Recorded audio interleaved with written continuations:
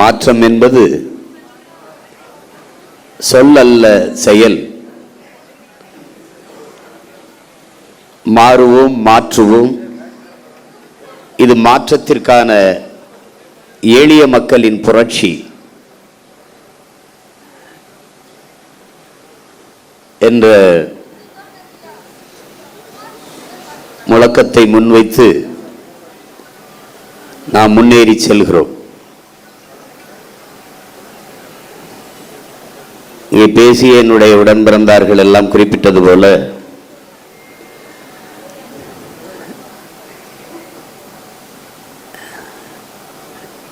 வெற்றி பெற்ற அரசியல் கட்சிகளை அதிகாரத்தில் இருப்பவர்களை நோக்கித்தான் எல்லோரும் சென்று சேர்வது வழக்கம். அல்ல, அவர்கள் சொல்வது போல ஒரு இடத்திலும் வெல்லவில்லை. நான் உட்பட யாரும் கட்டுத்தொகை கூட பெறவில்லை. ஆனாலும் இந்த இயக்கத்தை நோக்கி, இந்த களத்தை நோக்கி புதியவர்கள் 1000 பேருக்கு மேலாக வந்து இணைய வேண்டிய அவசியம் என்ன?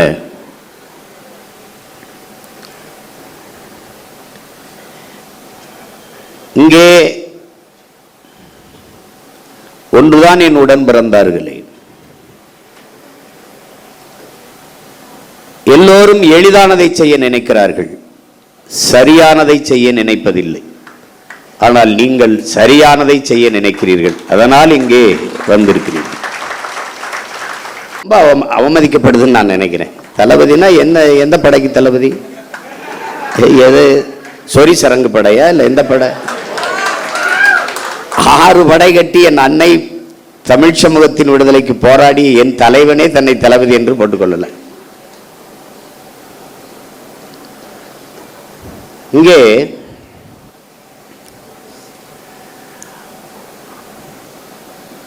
எப்படி அரசியல் கட்டமைக்கப்பட்டிருக்கிறது என்பதை என் அன்பு உடன் பிறந்தார்கள், என் அருமை தம்பி தங்கைகள் புரிந்து கொள்ளும். முதல்ல நம்முடைய அரசியலை நீங்கள் புதிதாக வந்தவர்கள் உள்வாங்கிக் கொள்ளும்.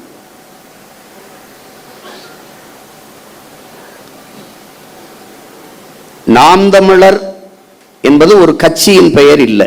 முதல்ல அதை தெளிவாக வாங்கிக்கணும். நாம் தமிழர் என்பது நாம் பிறந்த பெருமை மிக்க இனத்தின் அடையாளம் என்பதை நீங்க விளங்கிக் கொள்ளும். நாம் தமிழர் கட்சி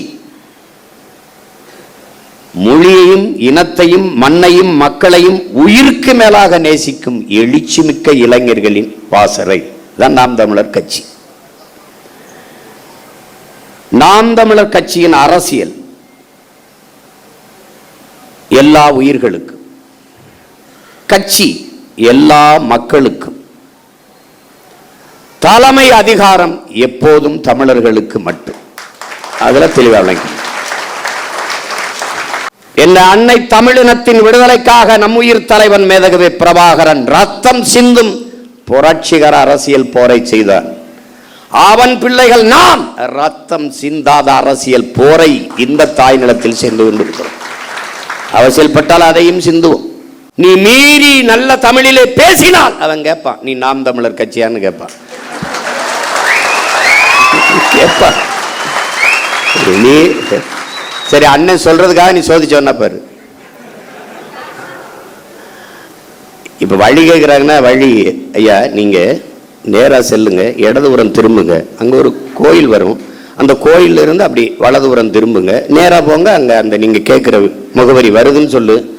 அவன் நீ சீமாங்கச்சியில் இருக்கு என்னப்பா, நாம் கேட்கிறாடா இல்லையா? என்னைக்கு நீ நான் தமிழன், என் தாய்மொழி தமிழ் என்ற திமரை கொள்கிறியோ அன்றைக்கு இந்த இனம் எழும்டா, விடுதலை அடைந்தா. உன் உள்ளத்தில் எழுதின ஆங்கிலம் ஒரு மொழி, அது அறிவல்ல, அடுத்தவன் மொழி. எனக்கு எப்படி அறிவாகும்? பிளடி நான்சென்ஸ் என்னைக்கு நீ நினைக்கிறியோ அன்னைக்கு சரியாயிருந்த நாட்டில் எல்லா மொழியும் படிப்போம், நாங்கள் வாழ. எங்கள் மொழி தமிழ் படிப்போம், எங்கள் இனம் வாழ. மொழி என் முகம், என் முகவரி. என் கலை, என் இலக்கியம், என் அடையாளம், என் வரலாறு, என் அரசியல், என் உயிரடா என்று என்னைக்கு நீ நினைக்கிறியோ அன்னைக்கு வருமடா உனக்கு உணர்வு, மானம், வீரம், ரோசம் எல்லாம் வரும்டா. நீ தமிழ் என்று உச்சரிக்காதவன், தமிழன் என்று உச்சரிக்காதவன் நாட்டை கொடுத்துட்டு எங்களை நடு ரோட்டில் போட்டு நிறுத்திட்டியடா பைத்தியக்காரன். வைத்தியக்காரன். நடிகனுக்கும் தலைவனுக்கும் வித்தியாசம் தருதல கூட்டமே. தலைவன் எவன்? இவன் தலைவனடா, இவன் தலைவனடா, இவன் தலைவனடா. எங்களுக்கெல்லாம் ஒரு பெருமிதமும் திமிரும் இருக்குடா. என்னடா என்னங்களை சொல்ல முடியும்? புறம் பேசுவ, அவதூறு பேசுவ, பொய்யை பரப்புவ, கட்டமைப்ப, வேற என்ன பேசுவ நீ? திரள் நிதி திருடர்கள். திரள் நிதி திருடன் இவ்வளவு நாள் சொல்லிக்கிட்டு இருந்தவன் யாரு? திருட்டு நிதிக்காரன். இப்ப சொல்ற ஐயோக்கிய யாரு? பிளாக் டிக்கெட் காரன்.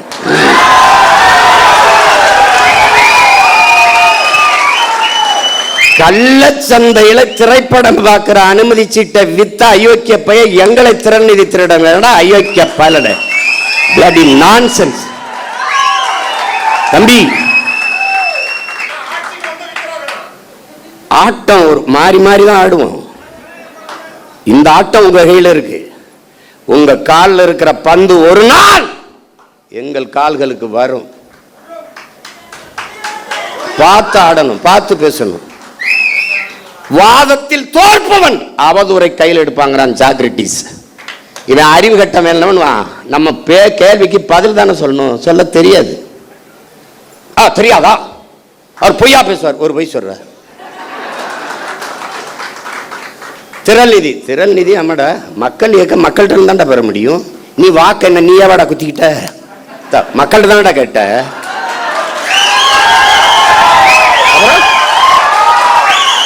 நான் வாக்கையும் கேட்கிறேன், வலிமையும் கேட்கிறேன். இனமாவும் பணமாவும் என் மக்கள் தான் எங்களோட நிக்கணும். கட்சி காசுல ஒரு தேநீர் அருந்த மாட்டோம்டா நாங்க. திரள் நிதி காசுல இன்னும் கார் வாங்கிட்டா இன்னும் உங்க ஆத்தா பத்தா தாலி எடுத்து வித்தாடா வாங்கணும். என்னடா பென்ஸ் கார் வாங்கிட்டாரு சீமான். பென்ஸ் கார், பிளைட் வாங்கி ஓட்ட போய், பிளைட் சொந்தமா பிளைட்.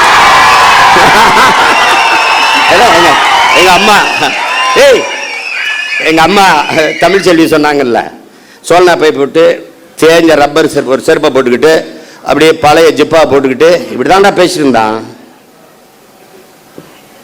7 லட்சம் மக்களை திருச்சியில திரட்டி தமிழ் தேசிய அரசியல் பக்கம் நிறுத்துக்கான ஒரு சாதாரண மகன். ஏண்டா எங்களை சும்பப்பல் உலகம் பூரா எத்தனை கோடி மக்கள் எங்களை உயிரா நேசிச்சு பெத்த பிள்ளை போல நேசிக்க எத்தனை பேரன்பு கொண்ட எங்க சொந்தக்காரர் இருக்கான். அவன் என்னடா இந்த காரு, இந்த பிச்சைக்கார காரு நாங்க வேணாம்னு வச்சிருக்கோம்டா. அதெல்லாம் வேணாங்க, எனக்கு இது போதும் அப்படின்னு. அது என் மருமே ஒரு நாள் இந்த கார்ல வண்டியில வந்துட்டு அவர் திடீர்னு, மாமா இவ்வளவு தூரம் பயணத்தில் இது எப்படி மாமா, அவரா காசை கட்டி வாங்கிட்டு நிறுத்திட்டு பண்ணாப்புல. பொறுக்கல. இப்ப நான் சொந்தமா விண்ணூர்தி வாங்கி ஓட்டினா என்னடா பண்ணுவீங்க? டேய் வைத்தியக்காரங்களா, வைத்தியக்காரங்களா செத்து போங்கடா. நான் துறைகிட்ட சொன்னேன், துறை அண்ணா என்னென்ன அப்படி பண்ண தம்பி, டேய் நம்ம செய்யறது அவங்களுக்கு எதாவது பிடிக்கலையோ அதை திரும்ப திரும்ப செய்யணும்டா.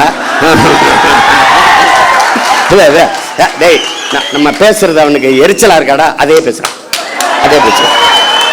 இப்ப நம்ம என்ன பயிற்சி கூடத்துல ஒரு உடையை போட்டு பயிற்சி எடுக்கும்போது காலை தூக்கி இப்படி வச்சா அப்ப பாருங்க,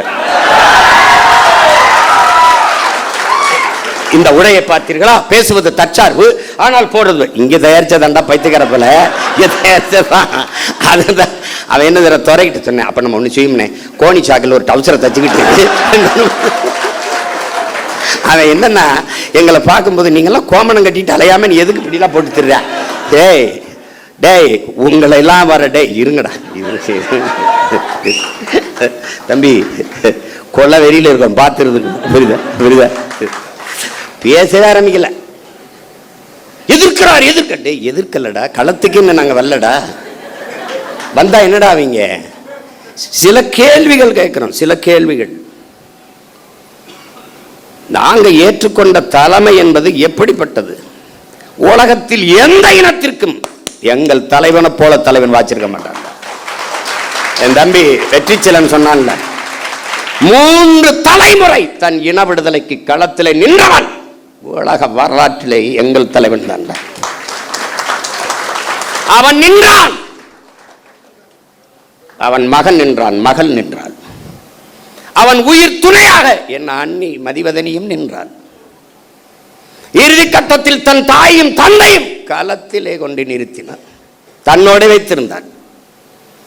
3 தலைமுறை, 3 தலைமுறையும் தன் இன விடுதலைக்கு பலியானது உலக வரலாற்றிலே என் உயிர் தலைவன் பிரபாகரனும் அவன் குடும்பம் தான். எத்தனை பெருமைடா, சொல்லி முடிக்க முடியாது. அவ்வளவு பெரிய வரலாறு. அவன் பிரபாகரன் என்பது பெயர் சொல்லல்ல, அவனே ஒரு பேரினத்தின் வரலாறு.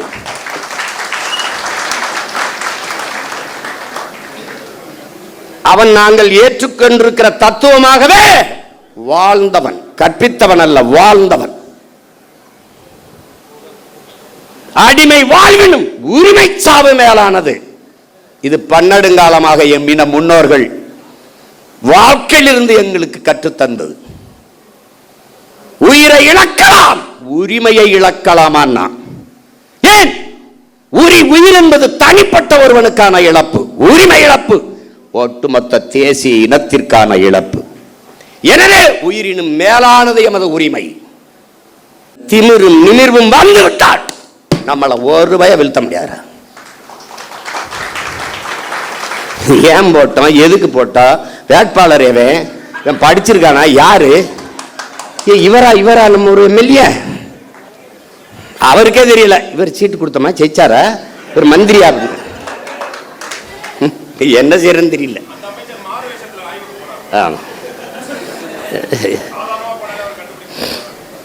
ஏதோ நாய் திருட்டு போய் கடிச்சு விடாம இருந்தா சரிதான்.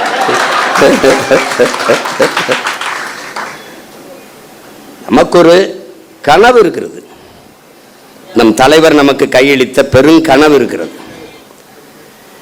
நம்முடைய முன்னோர்கள் தூக்கி சுமந்த கனவு நம் தலைவர் கையில், நம் தலைவனும் பல்லாயிரக்கணக்கான நமது மாவீரர்களும் சுமந்த கனவு இன்று நமது கைகள். களம் வேறு, காலம் வேறு, கனவு ஒன்றுதான். தம்பி வெற்றிச்செலன் சொன்னது போல நான் முன்வைத்ததுதான், இலக்கு ஒன்றுதான், நம் இனத்தின் விடுதலை. ஆனால் நாங்க சாதியை ஒழிச்சு விட்டோம். எங்க சாதியை ஒழிச்சு? மாண்புமிகு தமிழக முதல்வர் ஜோசப் விஜய் அவர்கள் இத்தனை தொகுதி தமிழ்நாட்டில் இருக்கும்போது பெரம்பூர்ல ஏன் நின்றார்? ஊடகங்களை துண்டிக்காம போடணும்.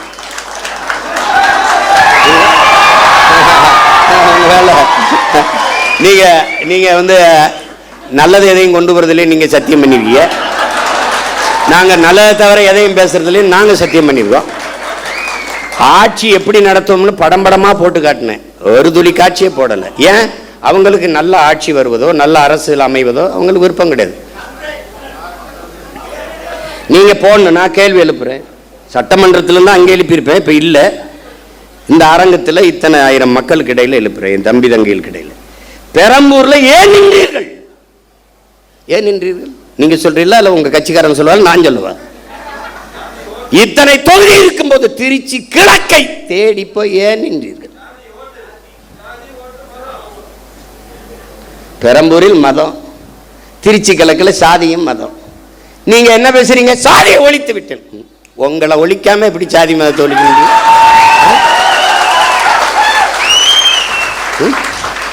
நடிக்கும் போது வராத ஜோசப்பு, அரசியல் வரும்போது ஜோசப்பு. இப்ப முதலமைச்சர் ஆயிட்ட பிறகு ஜோசப் விஜய், ஜோசப் விஜய். அந்த படங்களை திருப்பி ஜோசப் விஜய். ஏன் அந்த முதல் படத்தில் அறிமுகம் ஆகும்போது ஜோசப் விஜய்னு போடல? எப்படி எப்படி?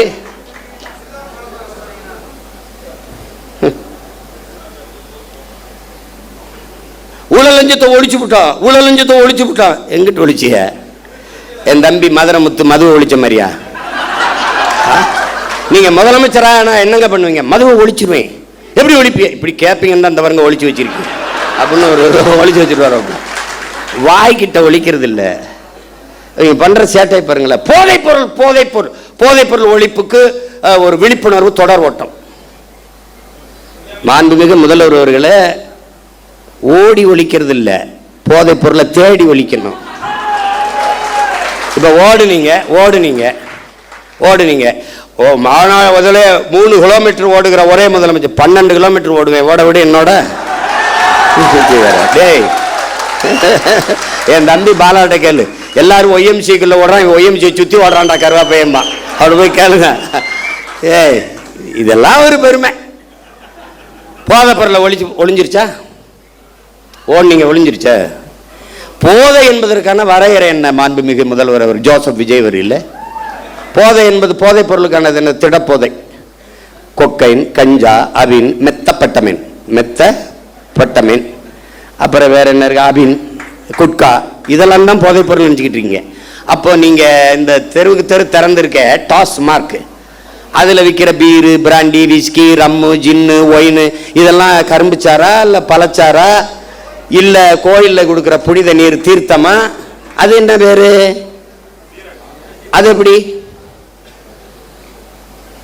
இவங்க மாற்றம் என்னங்கிற, என்ன மாற்றங்கிற இதே பேசுறது. நம்ம மாற்றம் சொல்றதுனால மாத்திட்டோம், நாங்க மாற்றம். என்ன மாற்றம்? இந்த திராவிட கட்சிகள் அரை நூற்றாண்டுகளாக வெறும் செய்தி அரசியல், விளம்பர அரசியல் தான் செய்தது. சேவை அரசியல் செய்யவில்லை, செய்யாது. தேர்தல் அரசியலே செய்தது, மக்கள் அரசியல் செய்யாது. அதேதான் இவர் செய்யறது. இங்க இருந்து போறோம், இப்ப வெளியில போய் பார்க்கிறோம், பேருந்து நிலையங்கள் முழுக்க பதாகை. மக்கள் காசை வீணடிக்க மாட்டார். அதில் வச்சிருக்காப்புல 717 சில்லறை மதுக்கடைகளை மூடியது வெற்றி தமிழகம், வெற்றியை நோக்கி தமிழகம், அப்படி சிரிச்சு உட்கார்ந்துருக்காப்புல. இதைத்தான் அவர் பண்ணாப்ல. அவர் என்னன்னா, நான் முதல்வன்.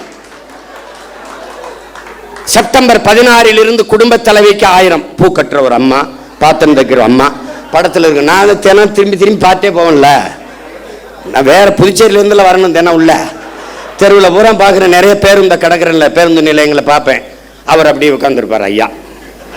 இப்போ இவர் உட்காந்துக்கிட்டு இவர் இப்போ இருங்க வரேன். அப்புறம் சிங்கப்பெண் பெண்கள் பாதுகாப்புக்கு சிங்கப்பெண் சிறப்பு படை, அதுக்கு ஒரு விளம்பரம், அப்படியே சிரிச்சுக்கிட்டு இருக்காப்புல. அதுதான் சட்டசபையில் பேசிட்டீங்க, சொல்லிட்டீங்க, செய்தி நாளேடு முழுக்க, தொலைக்காட்சி முழுக்க வந்துருச்சு, மக்களுக்கு தெரிஞ்சிருச்சு. அப்புறதுக்கு இவ்வளவு கோடிகளை செலவழிச்சு தெருவா விளம்பரம் இதுக்கு? இதுதான் செய்தி விளம்பர அரசியல். இவங்க ஒன்லி ரீல்ஸ் தான், நோ ரூல்ஸ். ரூல் பண்றது இல்ல, ரீல் தான். இன்னைக்கு என்ன போடலாம்? பேருந்துல போகலாம், பேருந்துல போகலாம். அதுக்கு தான் போக்குவரத்து துறைக்கு ஒரு அமைச்சர் போட்டிருக்கீல்ல, தமிழன் விஜய் பார்த்திபன், பேரை வச்சுக்கிறான், கில்லி சரத்குமார், திருப்பாச்சி வெட்டர்வால், எதோ ஒன்று வச்சுக்கிறது, பேரை வச்சுக்கிட்டு சூப்பராயன், அப்படி எதோ ஐயா வச்சுக்கிற மாதிரி எதையோ வச்சுக்கிறது. அவன் இந்த சரத்குமாருங்கிற அவன் எப்படிப்பட்ட வீரன்? அது கிள்ளி சரத்து, அதெல்லாம் அவங்க சமாளிக்கிறாங்க. எல்லாத்தையும் சரி பண்ண நினைக்கிறாங்கடா. ஆமா தவறுங்க அப்படின்னு சொல்லி அதை திருத்திக்கிறது கிடையாது, தவறு தான், இனிமே இல்லை அப்படின்னு சொல்லணும்ல. விளையாட்டு போட்டி கிரிக்கெட் IPL பார்க்க போறாரு, சரி போறாரு. குழந்தைக்கு உடம்பு முடியல. எவனாவது நல்ல தகப்பன் உடம்பு முடியாத குழந்தையை தூக்கிட்டு, சின்ன குழந்தையை தூக்கிட்டு IPL பார்க்க போவானா? இவனுக்கிட்ட இவ்வளவு பெரிய பொறுப்பை கொடுக்குறிய அமைச்சர் பதவி, அவன் என்ன வெங்காயத்தில் நிர்வாகம் பண்ணுவான்? ஒரு குழந்தைக்கு தகப்பனாக இருக்க தகுதியற்ற ஒருவனை எப்படா நீ மந்திரி ஆகுறீங்க? எப்படி மந்திரி ஆகுன? மாத்திரை கொடுக்க வேண்டிய நிலையில இருக்குது, உடல்நிலை சரியில்லை என்றால் வீட்டில் குழந்தைய வச்சு பார்த்துருக்கணும். அப்படியே நான் IPL பார்த்தா தான் உயிரோடு இருக்கணும்னா வீட்டில் தொலைக்காட்சியில் பாரு, அங்கே கூட்டி கொண்டு போய் மாத்திரையை ஒரு இதில் வச்சு, அது எது கடன் அட்டையில் இப்படி நசுக்கிறாப்புல. பின்னாடி ஒரு பொம்பளை குழந்தை அழுது, உடம்பு முடியாத குழந்தைக்கு மாத்திரை நசுக்கா, பின்னாடி ஒரு பொம்பளை திருத்தி அதை வேணா எடுத்துக்கிட்டு 500 ரூபாய் இதுக்கு கையில் வருது. மாத்திரை நசுக்கிறதுக்கு 500 ரூபாய்க்கு என்ன சம்பந்தம் இருக்கு? இந்த மாத்திரையை ஏன் நான் பொடியா நசுக்கிற? தண்ணியில போட்டு குழந்தைக்கு கொடுக்க, மாத்திரையை அப்படியே போட்டாலே கரைஞ்சிருமே, எதுக்கு நசுக்கிற? டேய் கேட்கறதுக்கு பதில் சொல்லணும். அதை விட்டு உன்னை தெரியாதா? அது தெரியுதுலடா, உங்களுக்கு முன்னாடியே 15 வருஷமா இங்க இருக்கேன்டா, என்னை தெரியாம எப்படி இருக்கும்? அது கேட்கறது. அது அது வந்து அது வந்து அவர் கொடுக்குறாரு, இப்படி நசுக்கி போடுறாப்புல. இப்ப வழக்கு போட்டு சீமான் கெடுத்து விட்டாப்புல. டேய், நாட்டே கெடுத்து வச்சிருக்காடா, நாட்டே கெடுத்து வச்சிருக்கீங்க நீங்க. காப்பாற்ற போராடுறோம்டா, கேள்விதான்டா கேட்கிறோம். உங்களுக்கு எங்களுக்கு இருக்கிற வித்தியாசம்டா, மாண்புமிகு ஜோசப் விஜய் முதல்வர் அவர்களுக்கு முன்னாடி நிற்கிற சீமானுக்கு இருக்கிற வித்தியாசம் ஒண்ணுதான். இவன் என்ன செய்வான், இவன் என்ன செய்வான்னு கேள்வி. இவன் என்ன செய்வான்னா உண்மையை சொல்லுவான். கடன் இவ்வளவு இருக்கு, வட்டியே 1 லட்சம் கோடிக்கு மேல வருது, நம்ம இவ்வளவு சிரமம் இருக்கு, அதனால கொஞ்சம் பொறுங்க. இப்ப நான் சொல்றேன் பாரு, படித்து முடித்து விட்டு வேலை இல்லாத 70 லட்சம் இளைஞர் இருக்கான், கிட்டத்தட்ட 1 கோடி. இப்ப நான் என்ன செய்வேன், பிரபாகரன் மகன் என்ன சொல்லுவேன், காமராஜரனுடைய பெருந்தலைவனின் பேரன், வஉசியின் வாரிசு, தெய்வ திருமகன் முத்துராமலிங்க தேவரின் பேரன், தீரன் சின்னமலையின் வாரிசு, அயோத்தியாசர் ரெட்டமலை சீனிவாசனுடைய பேரன். நான் என்ன சொல்லுவேன்னு கேளு, சிங்காரவேலர் ஜீவானந்தத்தின் பேரன் என்ன சொல்வேன்னா, படித்து முடித்து விட்டு வேலை இல்லாத பட்டதாரிகளுக்கு இளைஞர்களுக்கு வேலை தாரேன், அரசு வேலை தாரேன். அது எந்த வேலைன்னு கேட்காத, வேலை தர்றேன், உனக்கு வேலை தர்றேன். இது நான். நீங்கெல்லாம் வந்து வேலை இல்லாத இளைஞருக்கு 4000 தர்றேன். ஒரு தலைவன் என்பவன் நிலையான தீர்வை நோக்கி நகர்த்தணும்டா. அதான்டா கனவு, அதான் விஷன், அதான் ட்ரீம். ஒரு தொலைநோக்கு இருக்கணும். நான் வேலை தர்றேன். எப்படி எப்படி தெரியும்? டாக்டர் இவ்வளவுதான்டா இருக்கு. அடே, IAS மொத்தம் 7500, இந்தியா முழுமைக்கு எவ்வளவு? 5800 300, இவ்வளவுதான்டா IAS. IPS எவ்வளோடா? 7000. எவ்வளோடா முதல்ல? எவ்வளோடா? ஒரு 7500 7800 8000 இருக்கும். இவ்வளவுதான். நான் எல்லாம் IPS சோறு அது எங்க ஆத்தா அப்பதான் ஊத்தணும். இப்ப நான் என்ன சொல்றேன், இந்த பணிகள் அப்படியே இருக்கட்டும். இதோடு ஆடு மாடு வளர்த்தல், நாட்டுக்கோழி வளர்த்தல், பட்டுப்பூச்சி வளர்த்தல், வேளாண்மை செய்தல், இதையெல்லாம் அரசு பணியாக மாற்றிவிட்டால் கூடுதலாக வேலை வாய்ப்பு வாழ்விடத்தில் கிடைக்கும். ஒரு நாட்டை ஆளுகிற மன்னனுக்கு அந்த நாட்டின் எல்லையில் மட்டும்தான் செல்வாக்கு மதிப்பு. ஆனால் கற்றவனுக்கு சென்ற இடமெல்லாம் சிறப்பு என்கிறார். பிச்சை புகிலும் கற்கை நன்ற என்கிறான் கொன்றை வேந்தனில் அதிவீர ராமபாண்டியன். கல்வியில் இருந்துதான் ஒரு சமூகம் மேம்படணும். அப்ப அறிவு மானிட உரிமை, கல்வி மானுட உரிமை. என்ன பேசுவேன்? கல்வி மானுட உரிமை கொடுக்க வேண்டியது அரசின் கடமை. அதை கொடுக்காமல் இருப்பது மாபெரும் கொடுமை. இதை தகர்க்கிறது. அனைவருக்கும் சரியான சமமான கல்வி தமிழ்நாடு அரசு, தமிழ்நாட்டு அரசு கொடுக்குது. தமிழ் தேசிய அரசியல் கொடுக்குது. பிரபாகரன் மகன் சீமானின் அரசு கொடுக்குது. ஏழை பணக்காரன் உயர்ந்தவன் தாழ்ந்தவன் என்று பாகுபாடின்றி எல்லோருக்கும் சரியான சமமான கல்வி, கட்டணம் இல்லாத கல்வி. அந்த இலவசம்ங்கிற வார்த்தையே ஒழிக்கணும். கட்டணம் இல்லாது கொடுக்கிறோம். தனியார் பள்ளி கல்லூரியில் என்ன தரம் இருக்கிறது என்று என் பெற்றோர்களும் என் பிள்ளைகளும் நினைக்கிறார்களோ அதை தாண்டிய கல்வி. கால கொடுமை ஏதோ நடந்து போச்சு. எங்க ஊர்ல சொல்லுவான், பிச்சை எடுக்கிற மாதிரி கனவு கண்டா பெருமையா ஒருத்தட்டும் சொல்ல முடியாது லட்சியமா அப்படின்னு இவங்க போட்டாங்க. இப்ப இன்னும் கொஞ்ச நாள் கழிச்சு நாங்கள்லாம் டிவி கேக்கு போட்டோம், விசிலுக்கு போட்டோம்னு எவனும் சொல்ல மாட்டான். விசில முழுங்கினவன் எப்படி இருப்பான்? இப்ப நம்ம வயலுக ஐயோ இங்க வீடு அடிக்கிறான் அப்படிலாம் அல்லாதீங்க, விசில் அடிக்க சரியாயிரும். அப்ப வைத்தியகரவில் கரூர்ல உங்களுக்கு மனிதாபிமானம் இருக்கா? நீங்க டேய், மனிதாபிமானத்தின் மொத்த உருவம்டா நாங்க. எங்களை பார்த்து பேசாதரா, கேட்கிற கேள்விக்கு பதில் சொல்லு. வேற்று நாட்டு ராணுவம், இன்னொரு நாட்டு ராணுவம், என் இனத்தின் பகை நாட்டின் ராணுவம் இலங்கை. அந்த ராணுவத்தால் 850 பேர் இந்த நாட்டின் குடிமகன், இந்திய நாட்டின் குடிமகன், சிட்டிசன் ஆஃப் இந்தியா, தமிழ் தேசியனத்தின் மகன் மகள். ஒரு பழக்கத்தை நீங்க கத்துக்கணும். எவ்வளவு பெரிய ஆளா இருந்தாலும் நீங்க பெண்கள் வரும்போது எந்திரிச்சு இருக்கை கொடுத்துட்டு வெளியேறி. அப்ப ஒவ்வொரு தடவையும் நான் சொல்ற மாதிரி வச்சுக்கூடாது.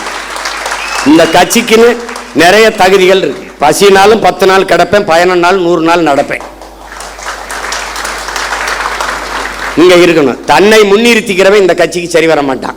தான் பிறந்த மண்ணையும் இனத்தையும் எவன் முன்னிறுத்துறானோ அவன் தான் இந்த கட்சிக்கு தளபதியா இருக்க முடியும். போட்டு ஒவ்வொரு தடவையும் அண்ணனை பாடம் நடத்த வைக்க கூடாது. புதுசா நீங்க வந்திருக்கிறே தெரிஞ்சுக்கணும். யார் வந்தாலும் சரி, சின்ன குழந்தை வந்தாலும் பெண் பிள்ளைகள் வந்தா நீ உட்கார்தாயின்னு எந்திரிச்சு நின்றுக்கணும். அவன் தான் சரியான ஆண்மகன். நீ உட்கார்ந்துக்கிட்டு தங்கச்சி அம்மாவை நிக்க வச்சுக்கிட்டு இருந்தீங்கன்னா நீ தற்கொலையில பெரிய தற்கொலை ஆயிடுவா. பார்த்துக்க, பச்சை மட்டையை வேற ஆளுக்கு எடுக்க மாட்டேன், உனக்கு எடுத்து விட்டுருவேன். பார்த்துக்க. இப்போ 850 பேர் சுட்டுக் கொல்லப்பட்டிருக்கான். அவன் வாழ்வாதாரத்திற்காகத்தான் கடலுக்குள்ள மீன் பிடிக்க சென்றான். அவன் படகு பறிக்கப்பட்டிருக்கு, சிறைபிடிக்கப்பட்டிருக்கா, சித்தவதை செய்யப்பட்டிருக்கா, கொலை செய்யப்பட்டிருக்கா. இந்த செத்து பிணமா வந்தவன் வீட்டிற்கு எவ்வளவு பணம் உதவித்தொகையாக, ஊக்கத்தொகையாக, வாழ்வாதாரத்திற்கு கொடுக்கப்பட்டது? யாராவது ஒருத்தன் சொல்லு. எந்த அரசாக இருந்தாலும் யாராவது ஒருத்தன் சொல்லு கொடுக்கப்பட்டிருக்கா? இல்லை. அவன் குடும்பத்துக்கு வேற்று நாட்டு இராணுவத்தால் சுட்டுக் கொல்லப்பட்ட தன் நாட்டு குடிகளில் எவனுக்காவது ஒருத்தனுக்கு அரசு வேலை அவன் குடும்பத்தில் கொடுக்கப்பட்டிருக்கா? இல்லை. அப்ப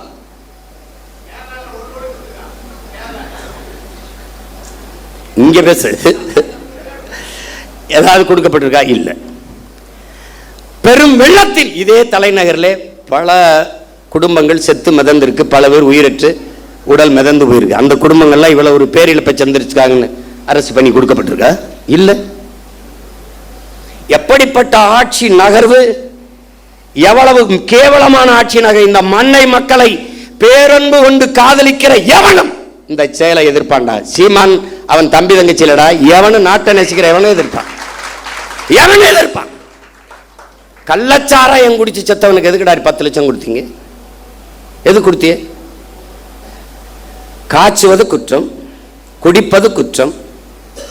அதை அரசு 10 லட்சம் கொடுத்து ஊக்கப்படுத்துது என்றால் இது எப்படிப்பட்ட செயல்? திமுக ஆட்சியில் நடந்தது கள்ளக்குறிச்சியில்.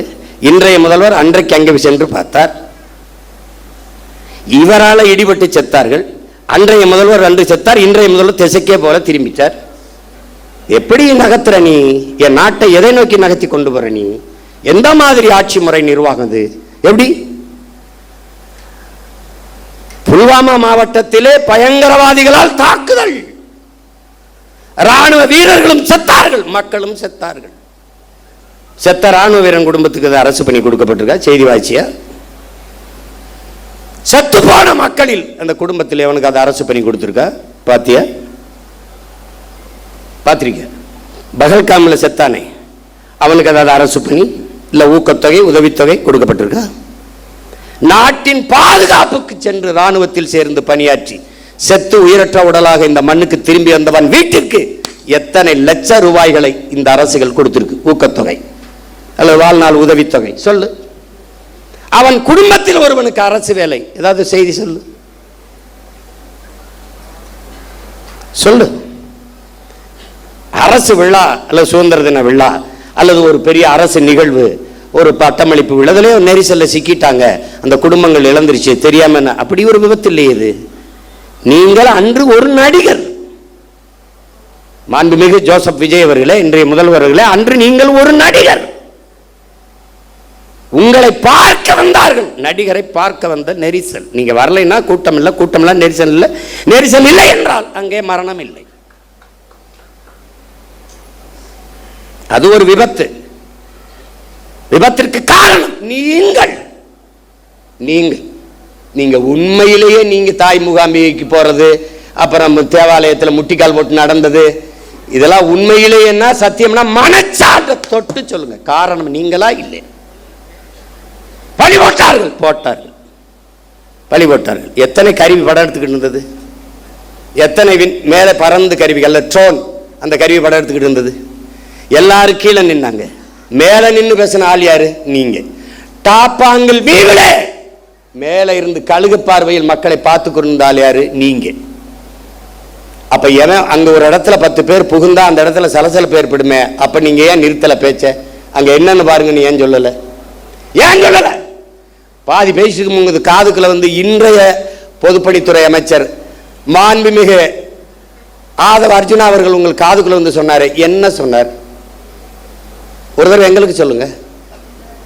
3 முறை இந்திய புலனாய்வுத்துறை உங்களை வர சொல்லி விசாரிச்சிருக்கு. விசாரிச்சிச்சுல, அதுக்கிட்ட கேட்க முடியாது என்ன கேள்வி கேட்டா என்ன பதில் சொன்னாருன்னு. நீங்க சொல்லுங்க, என்ன கேள்வியை முன்வைத்தார்கள், நீங்கள் சொன்ன பதில் என்ன எங்களுக்கு சொல்லுங்க, எங்களுக்கு சொல்லுங்க. பழியை போட்டார்கள், ஆமாம் போட்டார்கள். இப்ப அதிகாரம் யார்கிட்ட இருக்கு? உங்ககிட்ட. காவல்துறை யார்கிட்ட இருக்கு? உங்ககிட்ட. சிபிசிடி சிறப்பு விசாரணை பிரிவு உங்ககிட்ட. உளவுத்துறை யார்கிட்ட? உங்ககிட்ட. போடுங்க ஒரு விசாரணை குழுவை, கண்டுபிடிங்க இதான் நடந்தது, சொல்லுங்க சொல்லுங்க. அதை விட்ட நீங்க 20 லட்சம் ரூபா கொடுத்தீங்க, இன்னும் கூட 20 லட்சம் கொடுங்க, வேணாம்னு சொன்னா எங்களை அப்புறம் பேசுங்க. நீங்க தான் உச்சத்தை விட்டு 200 கோடி விட்டு, அப்ப அவ்வளவு காசு வச்சிருக்க நீங்க இன்னொரு 20 கோடி 10 கோடி எடுத்து எல்லாருக்கும் ஆளுக்கு 1 கோடியை கொடுங்க. நாங்க கேட்கல, கொடுங்க கொடுங்க. கள்ளச்சந்தையில் டிக்கெட் வித்த காசுலாம் இருக்குல்ல, எடுத்து கொடுங்க. நாங்க வேணாம்னு சொல்றோமா? வேலை கொடு. உங்களுடைய நிதித்துறை அமைச்சர் மரிய வில்சன் அவர்கள் பனிமலர் கல்லூரி வச்சிருக்காரு, அதுல வேலை போட்டு கொடு, நாங்க வாழ்த்துறோம். நீ வாழ்த்து பேசுற, நாங்க ஒரு எல்லாரும் நம்ம பிள்ளைகள மகளை எல்லாரும் வாழ்த்து பேசுங்க. நான் ஒரு பொதுக்கூட்டம் போட்டு வாழ்த்துறேன், கொடுக்க சொல்லு. பொதுப்பணித்துறை அமைச்சர் வந்து ஒன்று வச்சிருக்காரு, அரைஸ் மைக்ரோ ஃபினான்ஸ், அதுல கொடு. வாய்ஸ் ஆஃப் காமன்ல கொடு. நீங்க விஜய் வித்யாசரம்னு ஒரு பள்ளிக்கூடம் வச்சிருக்கீங்க, அதுல வீட்டுக்கு ஒரு வேலையை கொடு, நாங்க கேட்டா சொல்லு. நாங்க உங்க போட்டோவுக்கு கும்பிட்டு கூட நாங்க நன்றி சொல்றோம். ஒன்று போடுங்க. அரசு என்றால் என்ன? முதல்ல அரசு என்றால் என்ன? எதுக்காக அவர்களுக்கு அரசு வேலை கொடுக்குறீங்க? முதலமைச்சர் ஆகிட்டே கொடுக்குறீங்க, முதலமைச்சர் ஆகல, ஒருவேளை முதலமைச்சர் ஆகல என்ன பண்ணிருப்பீங்க? அரசு வேலை கொடுத்திருப்பீல்ல. நீங்கள் சாட்சிகளை கலைக்கிறீர்கள். குற்றத்தில் நேரடியாக சம்பந்தப்பட்ட பாதிக்கப்பட்டவர்களை நீங்கள் விலை கொடுத்து வாங்குகிறீர்கள். நாளைக்கு என்ன விசாரணை நடக்கும்? நான் ஆட்சிக்கு வந்துட்டேன், விசாரிக்கும் போது இவனுக்கு பூரா நீ காசை கொடுத்து வேலையை கொடுத்து நான் என்ன பண்ணுவேன்? அவர் மாதிரி உண்டா சாமி, அவரோ அப்படி சாமி. ஒரு நேர்மையாளனா நீங்க நடந்துக்கணும். நேர்மையாளனா கூடு, வேலை கொடு. நீதிபதியே சொல்றாங்க பாருங்க, மாண்புமிக்க நீதி என்ன சொல்லுதுன்னா, அவர்களுக்கு ஒரு சுய தொழிலை கொடுங்க, ஒரு கடை வச்சு கொடுங்க, 10 ஆடு மாடை வாங்கி கொடுங்க, ஒரு தையல் கடையை வச்சு கொடுங்க.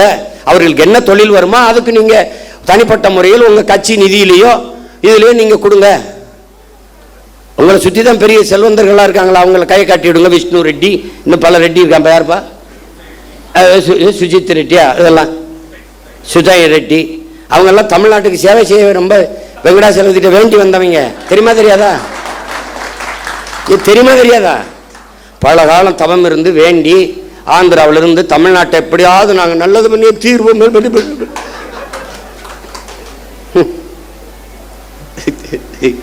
ஐயோ கொடுமை. கடவுளின் குழந்தை என் தம்பிச்சாதான் சொன்ன பாருங்க.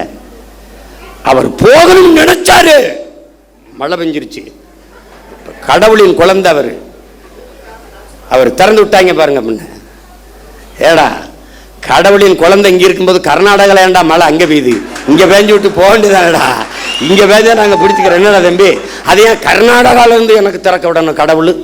கடவுளின் குழந்தை இங்க இருக்கும்போது வைத்தியக்காரங்களா, அது உடனே வழக்கை போட்டு நிறுத்தி விட்டார் அப்படின்னு. வழக்கை நான் போட்டு நீ வா அங்க உச்ச நீதிமன்றத்தில் போடு, நான் வரேன். கேட்கறதுக்கு பதில் தான் சொல்லணும். உடனே உங்களுக்கு மனச்சான்று இருக்கா? உனக்கு மனச்சான்று இருக்கா? உன்னால காவல் நிலைய மரணம், இவனோட தம்பி உன்னை குறைச்சி சொல்றேன், 60 நாள் 5 மரணம் காவல் நிலையத்தில் கார்த்தி சொல்றான், 5 மரணம். அந்த மரணத்திற்கு உங்களால் அடிச்சு கொல்லப்பட்டவனுக்கு அது அரசு வேலை கொடுத்துருக்கீங்களா? என்ன நீ என்ன பண்ணிக்கிட்டு இருக்கீங்க? என்ன வேலை நடக்குது இதெல்லாம்? அரசு பணி என்பதற்கு மதிப்பு எவ்வளவு? இவ்வளவுதானா? இவ்வளவுதான். குடிச்சு செத்தா அரசு வேலை, நடிக்கிறவரை பார்க்க வந்து செத்தா அரசு வேலை, அப்ப படிச்சா தெருவில் நின்று கத்த வேண்டியதான் வேலை, இதானா? அப்ப தமிழ்நாடு தேர்வாணையத்தில் தேர்வு எழுதி தேர்ச்சி பெற்று வேலைக்காக பல லட்சம் பேர் காத்திருக்கானே, அவன் யாரு? ஆசிரியர் தேர்ச்சி பெற்று தேர்வில் தேர்ச்சி பெற்று பணி நியமனத்திற்காக காத்திருக்கானே, அவனுக்கு என்ன நிலைமை? பகுதி நேர ஆசிரியன் பணி நிரந்தரத்திற்காக காத்திருக்கானே, அவனுக்கு என்ன நிலைமை? 400 பேர் பொறியியல் படித்த பட்டதாரி வாயில் காவலர் வேலைக்கு விண்ணப்பிச்சு நிற்கிறானே, அவன் நிலைமை? எம்எஸ்சி எம்பிஏ படிச்சுட்டு டாஸ்மார்க்ல வெறும் 7,500 ரூபாய்க்கு சாராயம் ஊற்றி கொடுக்குறானே அவன் நிலைமை. அப்ப அரசுக்கு மரியாதை என்ன? அரசுனா என்ன? அதுக்கு என்ன மரியாதை இருக்கு? அப்ப எந்த லெவலுக்கும் போ, எனக்கு ஓட்டு போடு போடாது போ. ஒருத்தங்க கரூர் எப்படி நீ ஓட்டு கட்டு வருவ? இப்படித்தான்டா வருவேன், இப்படித்தான் வருவேன். இல்லை இதுக்கு முன்னாடி என்ன போட்டு பிடிங்கிட்டியா 2-3? போடாடே போட. ஏன் போட்டோம்னு தெரியாது, எதுக்கு போட்டோம்னு தெரியாது. இந்த திராவிட கட்சிகளின் தீமை இப்படி விளைஞ்சு நிக்குது. அரசியலை கற்பிக்கல, அரசியல்னா என்னன்னு தெரியல, படிப்பிக்கல. எந்த மாநிலத்தில் சினிமா இல்லை, எந்த மாநிலத்தில் திரைப்படம் இல்லை? கேரளாவில் இல்லையா? மேற்கு வங்கத்தில் இல்லையா? இல்லை எங்க இல்லை? மகாராஷ்டிரா இல்லையா? இன்னும் சல்மான் கான் ஷாருக் கானை விட நடிகன், மம்முட்டி மோகன்லாலை விட நடிகன். அவன் நடிகனை பார்ப்பான், தலைவனை பார்ப்பான். பிரேம் நசீர் பெரிய நட்சத்திரம்டா, 500 படம் நடிச்சவரா, ஆசியாலே 500 படம் நடிச்ச கலைஞன். காங்கிரஸ் கட்சியில் இருக்காரு, மேடையில் பேசிட்டு இருக்காரு. ஒருத்தர் எந்திரிச்சு கட்டப்படி குடிச்சிட்டு உட்கார சொல்ல பண்ண. ஒருத்தர் அவர் எவ்வளவு பெரிய நடிகர் தெரியுமா? அதான் சொல்றேன், அதனாலதான் சொல்ற அவரை உட்கார சொல்ல, அவரை பேச சொல்லுட்டான். இங்க என்ன வேலை புரியுதா அவனுக்கு? அவர் பெரிய நடி, அதனாலதான் சொல்றேன் அவரை இருக்க சொல்லி இவரை பேச சொல்லுட்டான். இவங்க எங்க ஆரம்பிச்சாங்க தெரியுமா? பள்ளி கல்லூரிகளில் அரசியல் பேசக்கூடாதுன்னு தடையை போட்டவன் சினிமாவை பேசக்கூடாதுன்னு தடையை போடல. இறை வழிபாட்டை விமர்சித்த இவர்கள் திரை வழிபாட்டை போற்றிவிட்டார்கள். கடவுளை விமர்சித்த இவர்கள் கதாநாயக வழிபாட்டை போற்றிவிட்டார்கள். அதான் சிக்கல். இப்ப வந்தே மனோலாம் முதல் படத்துல நடிக்கும் போது நாடாள வந்த மகராசா பாட்டு போடுறான். இப்ப அடுத்து ஒவ்வொருத்தனா கிளம்பி வருவான்ல. இப்பதான் நம்ம ஐயனார் அருவா, கற்பனை சாமி அருவாலாம் நமக்கு தேவைப்படுது. அதுக்குள்ளே ஏதாவது ஓட்ட போட்டு நாட்டை காப்பாற்ற பார்க்கணும், வேலையை பார்க்கணும். நம்ம ஒரு உயர்ந்த கனவை கொண்டு நிற்கிறோம் என் உடன் பிறந்தார்களே. இந்த கட்சி சும்மா மற்ற கட்சி மாதிரி கட்சியில் வருவான் போவான் நிற்பான், எதிர்பார்ப்பு ஒன்று இருக்கும், வருவான், அது நிறைவேறலைன்னா போவான். இங்க ஒன்று கவனிச்சுக்க, நீ ஒன்று விழுந்தால் 9 எழுவும். இது உணர்ச்சி பாவலருடைய கருத்து. ஆனால் இன்று நிலைமை ஒன்று விழுந்தால் ஒரு 100ஆக 1000ஆக எழுவும். அதுதான் நாங்க வெட்டி வீழ்த்தப்பட்ட மரத்தின் மேலிருந்து மொத்தமாக தலைக்கும் தளிர் போல துளிர்த்து எழுவும். அதான் தமிழ் தேசிய அரசியல். தமிழ் தேசியம் என்றால் என் மொழி, என் கலை, என் இலக்கியம், என் பண்பாடு, என் வழிபாடு, என் தொன்று தொட்ட வேளாண்மை, என் காட்டு வளம், என் கனிம வளம், என் நீர் வளம், நிலவளம், மலை வளம், மணல் வளம், மண் வளம் எல்லாவற்றையும் காப்பது. மாதிரி ஆளுகள்லாம் வருவான். எந்த மாதிரி இப்ப வந்திருக்காங்களே இந்த மாதிரி ஆளுகள். எப்படி இவன்லாம் யாரு? கோட்டு படத்துக்கு பிளாக்ல டிக்கெட் வித்தவன் ஜனநாயகம் வரும்போது அமைச்சரவையில் மந்திரியா இருக்கான். இது என்ன மாற்றம்? ரெவல்யூஷன்ல வருது. இதெல்லாம் ரெவல்யூஷன்ல வருது. இவங்க வரும்போதெல்லாம் அரசியல் புரட்சின்னு வருவான், பொலிட்டிக்கல் ரெவல்யூஷன் வருவான், அப்புறம் பொலிட்டிக்கல் பிசினஸ் ஆயிரும், பொலிட்டிக்கல் சர்வீஸ்னு வருவான், பொலிட்டிக்கல் பிசினஸ் ஆயிரும். இப்ப பூரா பொலிட்டிக்கல் பிசினஸ் தான். இவன் சொல்லிட்டு இருக்கான் ஊழல் இல்லை ஊழல் இல்லைன்னு எல்லாரும் பேசிட்டு இருக்கிறாங்க. ஊழல் இல்லை, லஞ்சம் இல்லை, அரசு அலுவலகங்களுக்கு போங்கள். அரசு அலுவலகங்களுக்கு ஒரு தலைவன் லஞ்சம் கேட்டால், மக்கள்கிட்ட லஞ்சம் கேட்டால் அந்த அதிகாரி உடனடியாக சஸ்பெண்ட் பண்ண மாட்டேன், ஸ்பாட் டிஸ்மிஸ் பண்ணுவேன்னு சொல்ல முடியல. பணி இடைநீக்கம் இல்ல, நிரந்தர பணி நீக்கம் சொல்ல முடியல. மக்களை நீங்கள் கொடுக்காதீர்கள், அவங்க கொடுக்கலாம், அடுத்த கொடுத்து வேலையை சாதிச்சுட்டு போயிடுவான். வாங்க கூடாது அப்படின்னு சொல்ல முடியல. கொடுக்காதீங்க, உங்க மகன் அவன் சொல்லுவான், எனக்கா தான் மகன், நீ கொடுத்தாதான் எழுத்து போடுவேன். யாரு? ஐயோ கொடுமை. என்ன செய்யணும்னு தெரியல. பெக்டல்னு ஒரு நிறுவனம், அவன் பொலிவியால கொச்சப்பம்பான்னு ஒரு நதியில உங்களுக்கு தெரியாத படிக்கணும், நீர் எழுத்துங்கிற புத்தகத்தை எல்லாம் என் பிள்ளைகள்லாம் படிக்கணும். ஐயா நக்கீரன் எழுதுனது முதல்ல எழுதியிருப்பார், முதல் பக்கத்திலே வருது, ரொம்ப உள்ள போக வேண்டியதில்லை. அவன் உலக வங்கியில 250 கோடி கடனை வாங்குறான் பொலிவியா. அந்த கடனுக்கு ஈடா அந்த கொச்சப்பம்பா நதி என்று குடுன்னு ஒரு முதலாளியை கை காட்டுறான். அவன் தான் பெக்டல் நிறுவனம், அவன் பிரான்ஸ்காரன். அந்த நிறுவனத்துக்கு ஒப்பந்தம் கொடுத்தோன்னே நதியை வச்சுக்கிட்டு என்ன பண்ணுவான், சரி கொடுத்துட்றாங்க. தண்ணி எடுக்காதன்றான், குடிக்க எடுக்காத, விவசாயத்துக்கு எடுக்காத, குளிக்க எடுக்காத, நான் தான் தண்ணி தருவேன்ட்டான். அப்ப அப்புறமா போராட்டம் வெடிக்குது. ஐயோ பிரச்சனைன்னு அரசு கையெழுத்து போட்டு கொடுத்துருச்சா, ஒன்றும் செய்ய முடியல, முழிக்குது. அப்போ வங்கியில் பணி செஞ்ச ஒருத்தன் பதவியை விலகிட்டு வந்து பதவி தலைமை மக்களை திரட்டி போராட ஆரம்பிக்கிறான். பல பேரை சுட்டு கொண்டு தூத்துக்குடி துப்பாக்கி சூடு மாதிரி பெரிய கலவரமான பிறகு அடித்து விரட்டுறாங்க. அங்கிருந்து தப்பிச்சு ஓடி வரான். யாரு? இந்த பெக்டல். ஓடி வந்து கடைசியாக எங்கே இறங்கிடுறான்? தமிழ்நாட்டில் கோயம்புத்தூர் பஸ் ஸ்டாண்டில் இறங்கிடுறான். அங்கே என்ன பண்ணுறான்? அவன் பேர் என்னப்பா? சூயஸ். மார்வேடத்தில் இவர் போறாருல, அது மாதிரி அவன் ஒரு மார்வேடத்தில் சூயஸ்ன்னு வந்து இறங்கிடுறான். அதுக்கு 3150 கோடிக்கு ஒப்பந்தம் கொடுத்து, யாருக்கு? பிரான்ஸ்காரன் சூயஸ் நிறுவனம் தமிழ்நாட்டு மக்களுக்கு தண்ணி கொடுக்கறதுக்கு இந்த அரசுக்கு 3150 கோடி கொடுத்துட்டு, நான் உங்க மக்களுக்கு தண்ணி கொடுக்குறேன். எங்கிருந்து? பவானியிலிருந்து. ஏன் நதியிலிருந்து தண்ணி எடுத்து என் மக்களுக்கு கொடுக்க அவன் எனக்கு காசு கொடுத்துட்டு எப்படி? அதை நம்ம போராடி நிறுத்தி வச்சிருந்தோம். அப்பவே கேள்வி கேட்டு சண்டை போட்டேன் நான். அதை பெருமையா பேசுனது அம்மையார் ஜெயலலிதா, பெருமையா பேசுனது அன்னைக்கு இருக்கிற அமைச்சர் ஐயா எஸ்பி வேலுமணி அவர்கள். நாம கேள்வி கேட்டோம். அதை விட்டுட்டு தவிச்ச வாய்க்கு தன் சொந்த மக்களுக்கு தன் தண்ணி எடுத்து கொடுக்கறத தவிர உங்க அரசுக்கு என்ன வேலைன்னு, இதுக்கு எதுக்கு இந்த பிரான்ஸ் கம்பெனிக்கார சூயஸ்? பதில் இல்லை. இப்ப இவர் வந்து சேலம் மாவட்டத்துக்கு, சேலம் மாநகராட்சிக்கு தண்ணி கொடுக்க 1200 கோடி பேசி 350 கோடி முன்பணம் வாங்கிட்டு சூயஸு கையெழுத்து போட்டு கொடுத்துட்டாங்க. இப்ப சேலம் மாநகராட்சிக்கு வேலை என்ன? அதை விட உங்களுக்கு என்ன வேலை? ரீல்ஸ். சொந்த மக்களுக்கு தவிச்ச வாய்க்கு தண்ணி கொடுக்கறத தவிர உங்களுக்கு என்ன வேலை? இதுக்கு வெளிநாட்டுக்கு நிறுவனம் ஒருத்தன் வரணும்னா உன் வேலை என்ன? அதுபோக இங்க இன்னொரு கவனிக்கிறது, கடல் நீரை குடிநீர் ஆக்கி கொடுக்க போகிறோம். ஒரு மடக்கு குடிக்கிறாப்ல, அது ஒரு ரீல். 50,000 கோடி. இந்த சுத்திகரிப்பு முறை அமெரிக்காவில் இருக்குது. காப்பிரைட்ஸ் அவனோட உரிமம், அவன் காப்பீட்டு உரிமை அவன்கிட்ட இருக்கு. பேட்டன் ரைட் அவன்கிட்ட இருக்கு.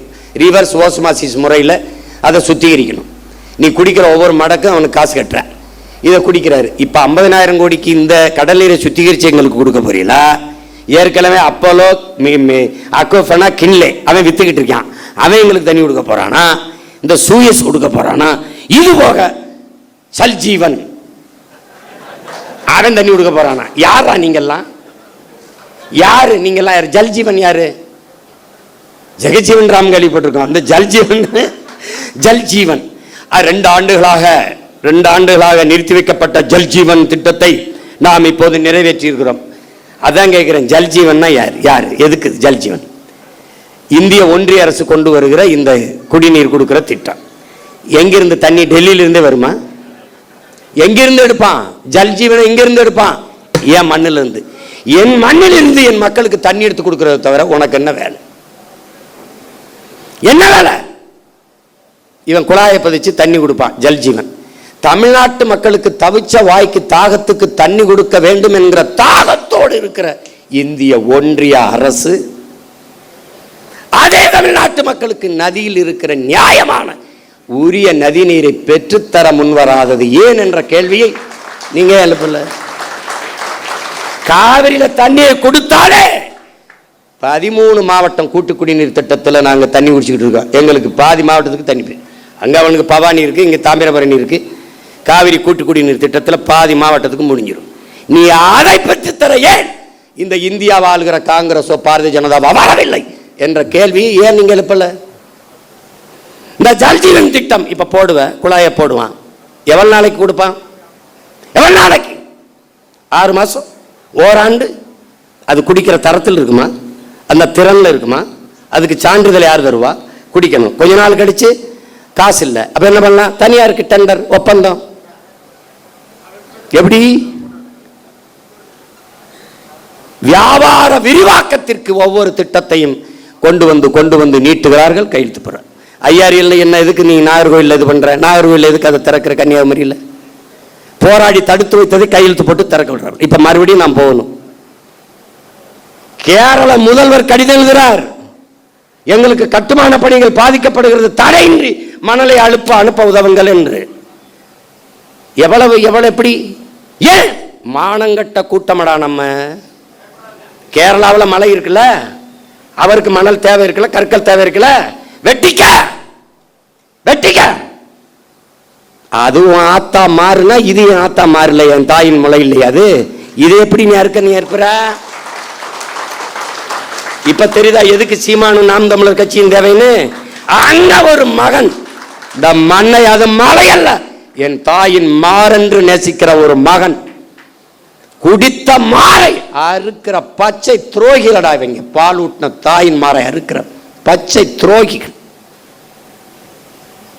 எதையும் நம்மால் உருவாக்கி விட முடியும். மரங்களை வெட்டலாம், நட்டலாம், நீரை உறிஞ்சி வித்தால் ஜெயிக்கலாம், உலகம் ஒழிச்சலாம். அந்த மாதிரி வெற்று வார்த்தை இல்லை, உண்மையிலே ஒழிக்கலாம்.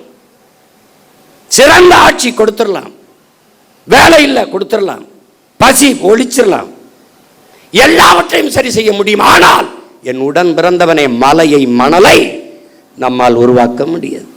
இயற்கையின் அருங்கொடை.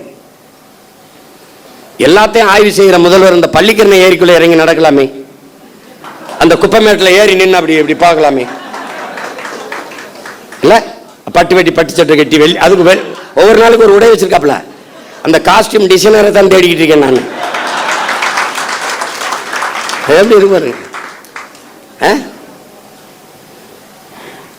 இந்த கொடுமையெல்லாம் பார்க்கறதுக்கு படமா இருந்தே பதறாப்ல காமராஜ் படமா இருக்கும்போதே பதறாப்ல. ஐயோ, அதுல இந்த ஓமந்தூரார் குமாரசாமி அப்படின்னு.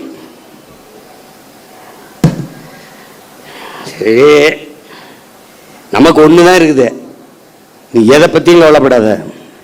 களமும் காலமும் நம்ம கையில தான் இருக்குது.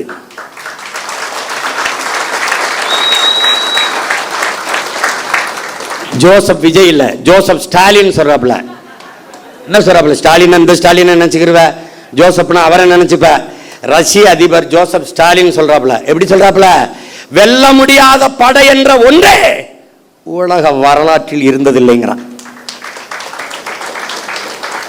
இதெல்லாம் அவ்வளவு பெரிய படை இல்ல, இதெல்லாம் ஒரு பம்பரம். சுத்தணும்னு வேகமா சுத்தும், எங்க ஆணி இருக்குன்னே தெரியாது.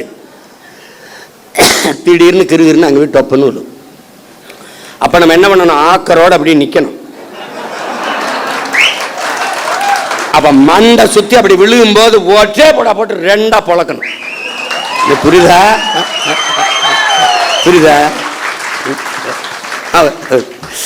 இருக்குப்ப இடைத்தேர்தலை எப்போ வைப்பாங்கன்னு நானும் வெறியோட தான்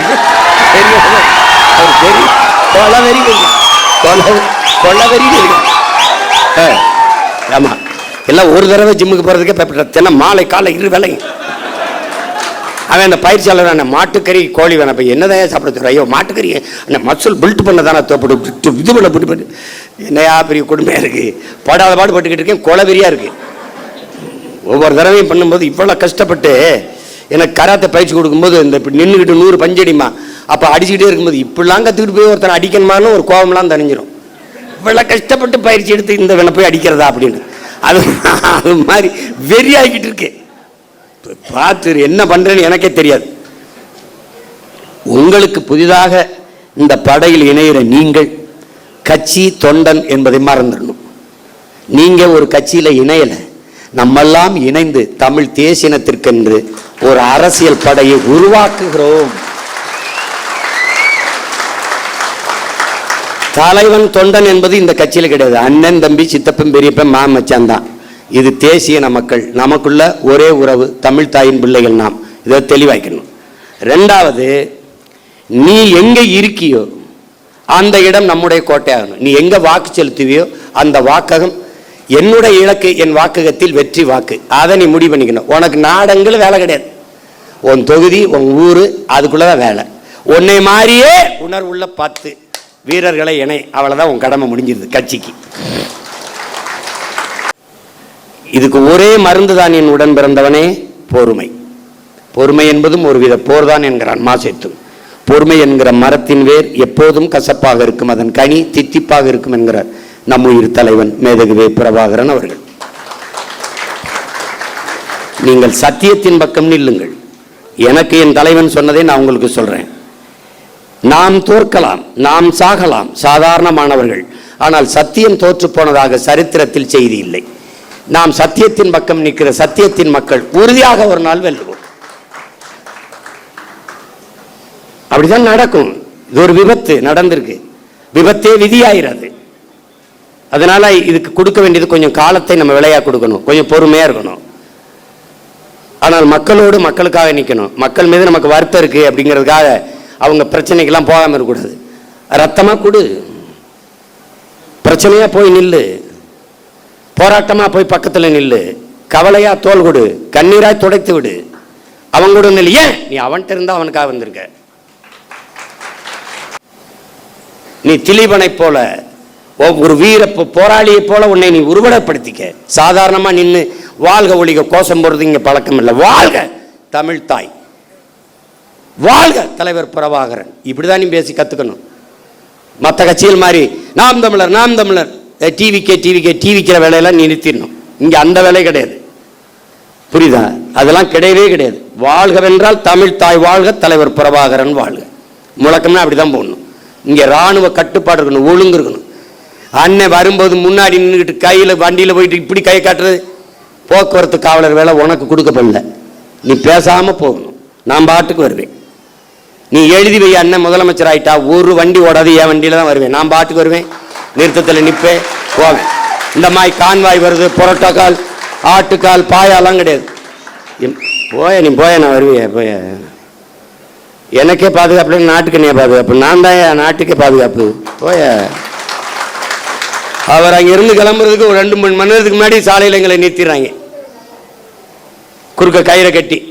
அண்ணன் வந்தோன்னே இந்த போலீஸ் எல்லாம் பாம்பத்துக்கு திரும்பிக்கிறது, ஏதாவது கேட்பாருன்ட்டு.